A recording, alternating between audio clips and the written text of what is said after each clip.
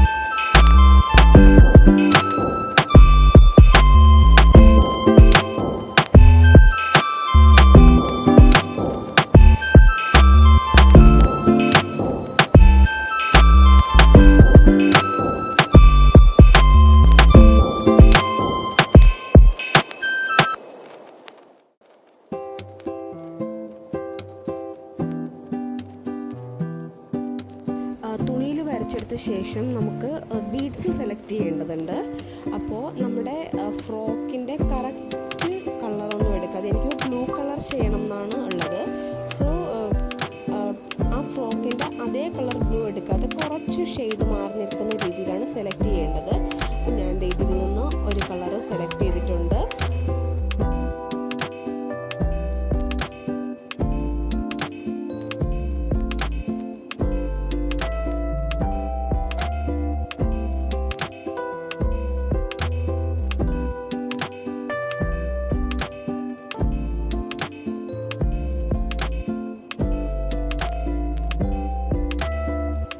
ശേഷം നമ്മൾ വരച്ച തുണിയിൽ ഫ്രെയിം സെറ്റ് ചെയ്ത് കൊടുക്കുക. ഫ്രെയിം സെറ്റ് ചെയ്ത് പെർഫെക്റ്റ് ആക്കിയ ശേഷം വരച്ച ഹണി ബീക്ക് നമ്മൾ ബ്ലാക്ക് കളർ വെച്ച് ബോർഡർ പെയിൻറ്റിംഗ് ആണ് ചെയ്യുന്നത്. ഒരു ഹൈലൈറ്റ് കിട്ടാനാണ് ഇങ്ങനെ നമ്മൾ പെയിൻറ്റ് ചെയ്യുന്നത്. അപ്പോൾ അതിന് വേണ്ടിയിട്ട് പെയിൻറ്റ് എടുക്കുകയാണ്.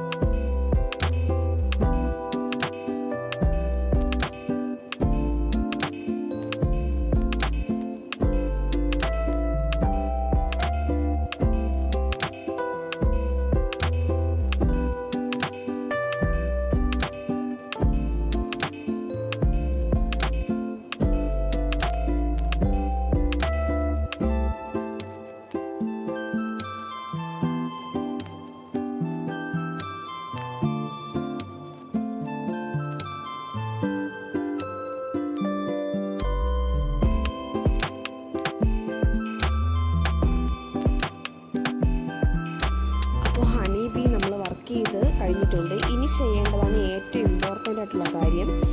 ഈ ആരി വർക്ക് ചെയ്ത ശേഷം ഈ ബാക്ക് സൈഡിലുള്ള എല്ലാ സ്റ്റിച്ചിലും നമ്മൾ ഗം തേച്ച് അത് സ്റ്റിച്ചുകളൊന്നും അയഞ്ഞു പോവാത്ത രീതിയിൽ കറക്റ്റായിട്ട് ഗം ചെയ്ത് ഫിക്സ് ചെയ്ത് കൊടുക്കുക എന്നുള്ളതാണ് നമുക്ക് ഏറ്റവും ഇമ്പോർട്ടൻ്റ് ആയിട്ടുള്ള കാര്യം.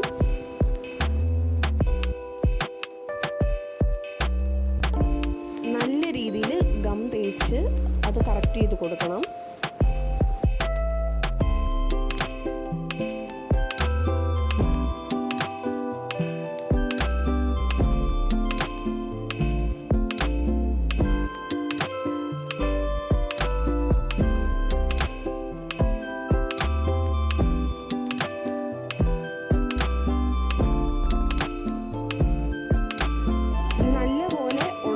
ശേഷം ഇത് ഫ്രെയിമിൽ നിന്ന് മാറ്റണം. മാറ്റിയ ശേഷം കത്രികയോ കട്ടറോ യൂസ് ചെയ്ത ശേഷം ഇതിൻ്റെ ബാലൻസ് തുണി അത്രയും കട്ട് ചെയ്ത് മാറ്റുക. കട്ട് ചെയ്ത് മാറ്റുമ്പോൾ തന്നെ നമുക്ക് പെർഫെക്റ്റ് ആയിട്ട് ഒരു ഹണി ബീ കിട്ടും.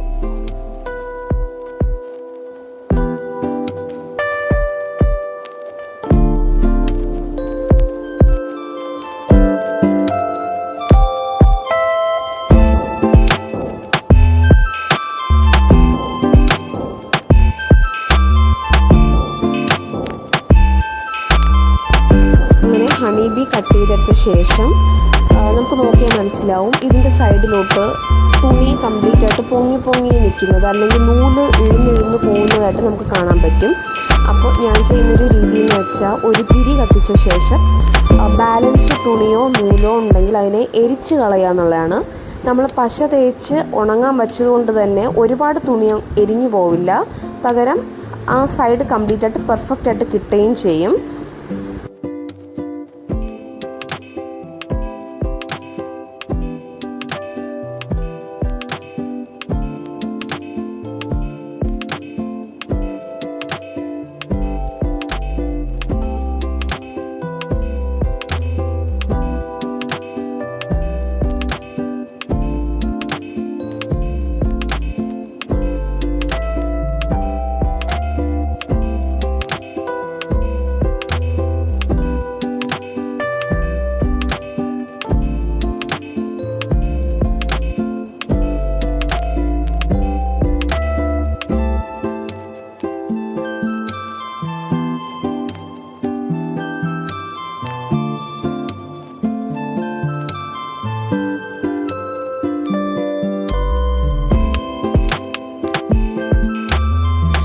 അപ്പോൾ നമുക്ക് പെർഫെക്റ്റ് ആയിട്ട് ഹണി ബീ കിട്ടിയിട്ടുണ്ട്. നമ്മളിനി തുണി നിവർത്തി വെച്ച ശേഷം തുണിയുടെ സെൻറ്ററിലായിട്ട് ഈ ഹണി ബീ ഒട്ടിച്ചു കൊടുക്കാനാണ് പോകുന്നത്.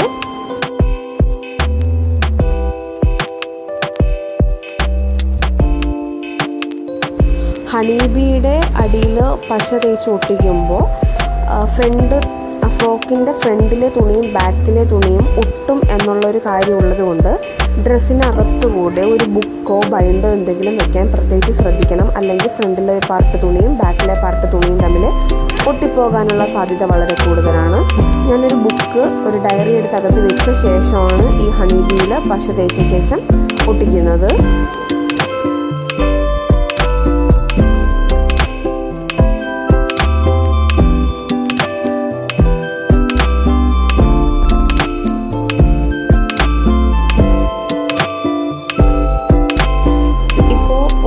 ഹണി ബീ കംപ്ലീറ്റ് ആയിട്ട് ഉണങ്ങിയ ശേഷം ഈ ഹണി ബീയുടെ കൊമ്പ് പോലെ നമ്മൾ ചെയ്തു കൊടുക്കാൻ പോവുകയാണ്. അപ്പോഴാണ് അതിനൊരു ഭംഗി വരുന്നത്. അത് സാധാരണ സൂചി നൂല് ഉപയോഗിച്ച് black colour cut Bede use ചെയ്തിട്ടാണ് നമ്മൾ സ്റ്റിച്ച് ചെയ്ത് കൊടുക്കുന്നത്.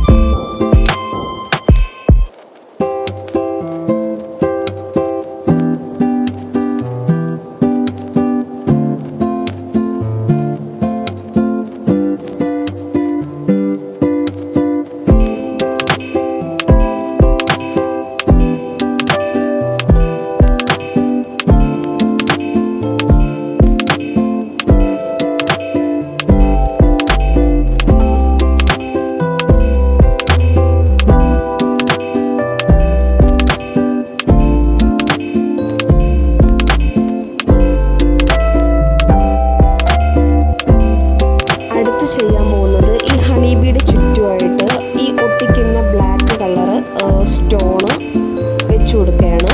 അതിന് നമ്മൾ അവിടെ ആയിട്ട് പശ തേച്ച് കൊടുക്കുകയാണ്, ഡോട്ട് ഇട്ട് കൊടുക്കുകയാണ്.